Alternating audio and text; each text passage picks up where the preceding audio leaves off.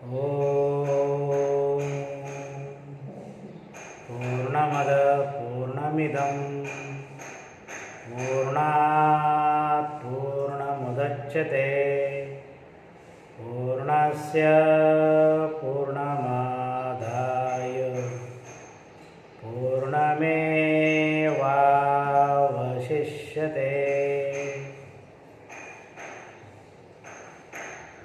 आपण आज बघूया खाजगी जागीर. प्रतापी महाराज मल्हारराव होळकर यांचे खाजगी जागीर.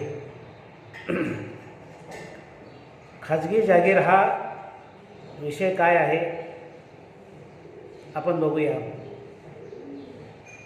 भारत देशाचे सांस्कृतिक राजधानी महेश्वर. भारत देशामध्ये अखंड भारताची संकल्पना साकार करणारी पुण्यश्लोक अहिल्यादेवी प्रतापी महाराज मल्हारराव होळकर यांचं सांस्कृतिक योगदान हे खूप मोठं आहे. त्यांचा जो बेस आहे, त्यांचा जो पाया आहे ती आहे खाजगी जागीर. ही खाजगी जागिरीबद्दल आपण आज दोन शब्द त्याच्यावरती बोलूया. खाजगी जागीर हा विषय समजून घेऊया. छत्रपती शिवाजी महाराजांनी हिंदवी स्वराज्य स्थापन केल्यानंतर त्यांच्या मृत्यूनंतर त्यांचे पुत्र छत्रपती संभाजी महाराज हे गादीवर आले. त्यानंतर दिल्लीच्या तख्तावरील औरंगजेब हा महाराष्ट्र छत्रपती शिवाजी महाराजांचे हिंदवी स्वराज्य जे स्थापन केलं होतं ते बुडवण्यासाठी तो दिल्लीवरून महाराष्ट्रात येतो आणि छत्रपती संभाजी महाराज संघर्ष करत त्यांचा दुर्दैवी अंत होतो. त्यांच्यानंतर राजाराम महाराज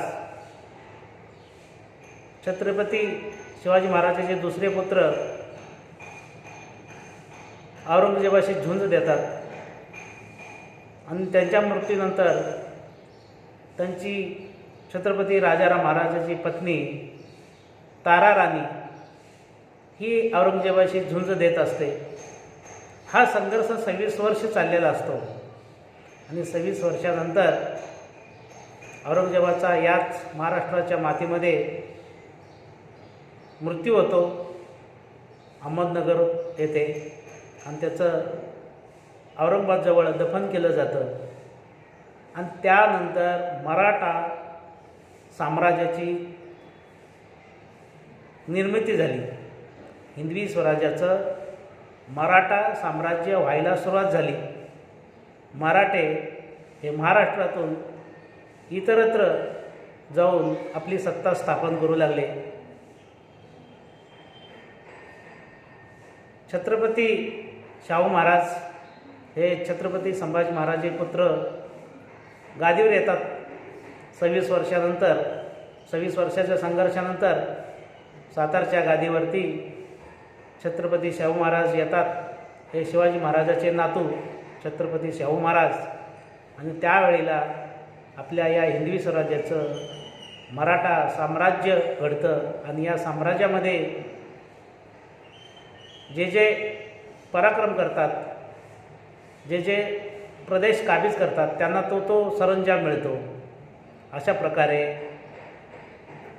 दाभाडे गायकवाड यांना गुजरात प्रांत मिळतो.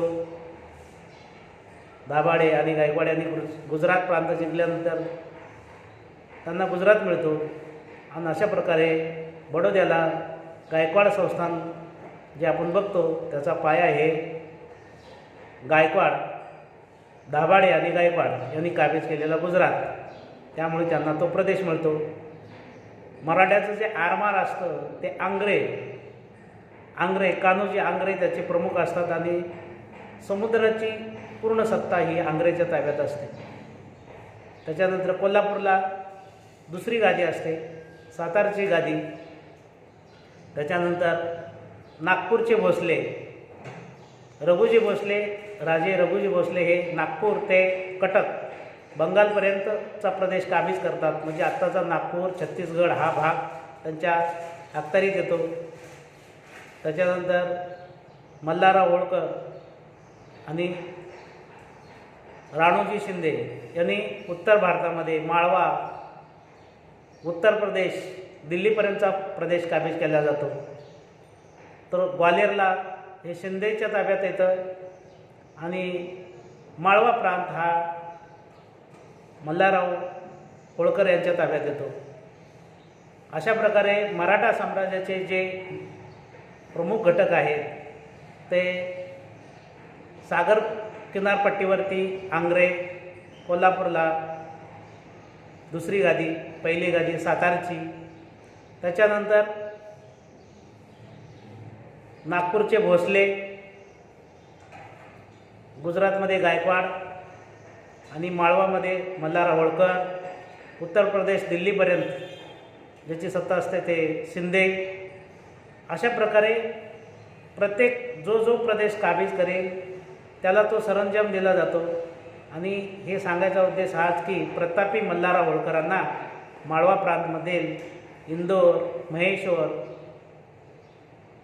चांदवड, अंबड असा हा मधला पट्टा जो सेंट्रल इंडिया बोलला जातो, मध्य भारत बोलला जातो, तो मल्हारराव होळकर यांना सरंजाम मिळतो. ज्यावेळेला मल्हारराव होळकरांना सनद मिळते, सरंजाम मिळतो, त्यावेळेला मल्हारराव होळकरांनी पेशव्याद्वारे छत्रपती शाहूकडे अशी मागणी केली की मला ज्या पद्धतीने सरंजाम देतात तसा सरंजाम, तशी जागिरी ही माझ्या पत्नीच्या नावाने पण पाहिजे. त्यावेळेला छत्रपती शाहू महाराजांनी जो सरंजाम दिला तो मल्हारराव होळकरांना आणि त्यांच्या पत्नींना हा वेगळा दिला. जो मल्हारराव होळकर यांना जो सरंजाम दिला त्याला दौलत जागीर म्हटलं जातं. आणि जी जागीर गौतमीबाई जी मल्हाररावांची पत्नी असते तिच्या नावे दिली तिला खाजगी जागीर असं म्हटलं जातं.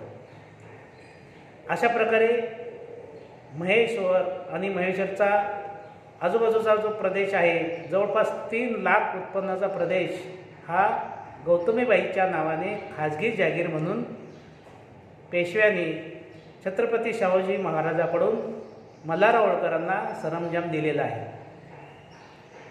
जे मराठा साम्राज्य अटक ते कटक असं विस्तारलेलं होतं त्याच्यामध्ये सिंहाचा वाटा हा प्रतापी मल्हारराव होळकरांचा होता.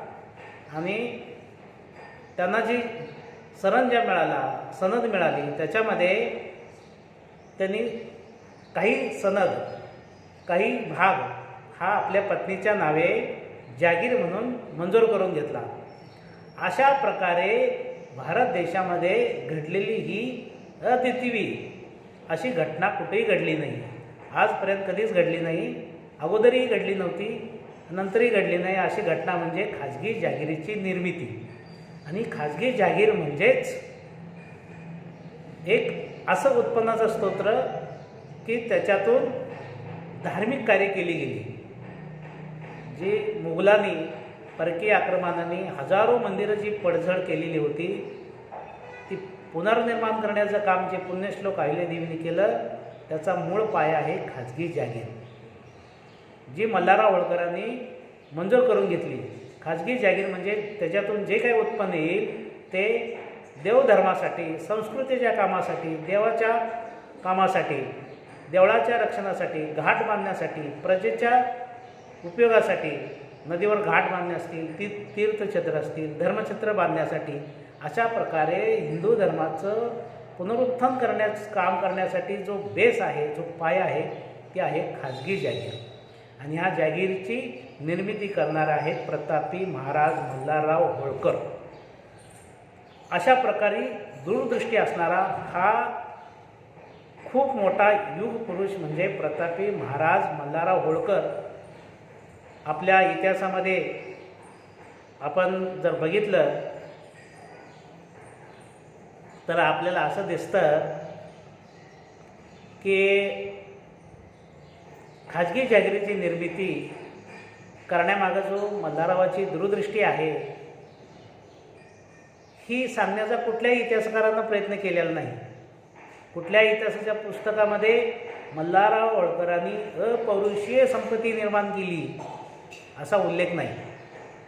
अपौरुषीय लक्ष्मी म्हणजे कुणाच्या मालकीची नाही, ती सर्वांची आहे. ती देश देव धर्म कार्यासाठी वापरण्यासाठी जी तयार केली जाते ती अपौरुषीय लक्ष्मी. आजही आपल्या धर्मामध्ये, आपल्या गावागावामध्ये, आपल्या लोकांमध्ये, जनमानसामध्ये एक अशी मान्यता आहे की काही पैसे बाजूला ठेवायचे, भाग बांधून बाजूला ठेवायचे, त्याला म्हणायचं देवाच्या कामासाठी ठेवले बाजूला काढून, आणि ते देवाच्या कामासाठी वापरायचे. देवाचा भाग ही संकल्पना आहे आणि ही हिंदू धर्माचा गाभा आहे की देवासाठी वेगळा भाग काढून ठेवायचा. आपल्या उत्पन्नाचा, आपल्या कमाईचा काही विशिष्ट भाग हा देवाच्या कामासाठी, चांगल्या कामासाठी हा वेगळा काढून ठेवायचा आणि तो संस्कृतीच्या कामासाठी, देवाच्या कामासाठी वापरायचा. ही दृष्टी असणारे प्रतापी महाराज मल्हारराव होळकर होते आणि त्यांनी तशा प्रकारे एक सनद करून घेतली. एक 3 लाख उत्पन्नाचा प्रदेश आपल्या पत्नीच्या नावे केला आणि ती सनद त्याच्यानंतर त्यांची सून गौतमीबाईच्या नंतर ती तशीच पुण्यश्लोक अहिल्यादेवीकडे ट्रान्सफर झाली. जी काही संपत्ती आहे, जी काही सनद आहे, तो वारसा पुण्यश्लोक अहिल्यादेवींना मिळाला. आणि प्रतापी महाराज मल्हारराव होळकरांनी सुरुवातच केली होती जेजुरी गड बांधण्यासाठी. आपल्याला जी जागीर मिळाली ही खंडोबाच्या कृपेने, आपल्या देवाच्या कृपेने, आपल्या कुलदेवतेचा हा लाभ आहे असं समजून त्यांनी जेजुरी मंदिराचं बांधकाम सुरू केलं. हे मंदिराचं बांधकाम 30 वर्षे चाललं. हे पुण्यश्लोक अहिल्यादेवींनी पूर्ण केलं. हे जे आत्ता आपण बघतो हे किल्ला वजा जेजुरी गड याचं बांधकाम हे प्रतापी महाराज मल्हारराव होळकर यांनी केलं. आणि आता जे आपण ज्योतिबा, जो कोल्हापूरचं दिसतं, कोल्हापूरचं ज्योतिबाचं जे मंदिर आहे हे ग्वाल्हेरचे शिंदे, रानूजी शिंदेंचं हे कुलदैवत म्हणून रानूजी शिंदेनी ज्योतिबाचं, आजचं जे ज्योतिबाचं मंदिर दिसतं कोल्हापूरचं, ते रानूजी शिंदेनी बांधलं. वाईचा गणपती जो आपण दिसतो तो पेशव्यांनी बांधला. प्रत्येकाने ज्याने ज्याने पराक्रम केला, ज्यांना ज्यांना संपत्ती मिळाली, त्यांनी आपल्या कुलदेवतेचं, आपल्या देवाचा आपल्यावर आशीर्वाद आहे असं समजून संस्कृतीचं काम करण्याचा प्रयत्न केलेला आहे. पंढरपूरचं विठ्ठल मंदिर हे पुण्यश्लोक अहिल्यादेवीने त्या ठिकाणी वाडा बांधलेला आहे. त्या ठिकाणी आपण बघतो मंदिराच्या पासून नदीकडे जाताना डाव्या बाजूला होळकर वाडा आहे, तो पुण्यश्लोक अहिल्यादेवीने बांधलेला आहे. आणि उजव्या बाजूला एक वाडा आहे, तो शिंदेने बांधलेला. 2 वाडे समोरासमोर, एक शिंदेंचा एक होळकरांचा. हेही लोकांना माहीत नाही आहे.